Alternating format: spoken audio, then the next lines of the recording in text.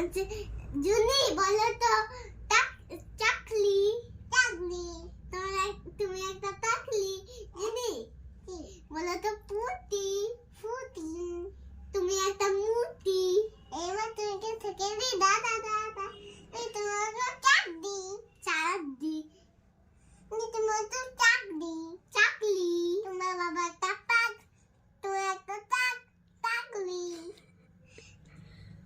জুনি বলো তো মুটি মুটি তুমি একটা মুটু এই না তুমি থেকে রে দাদা দাদা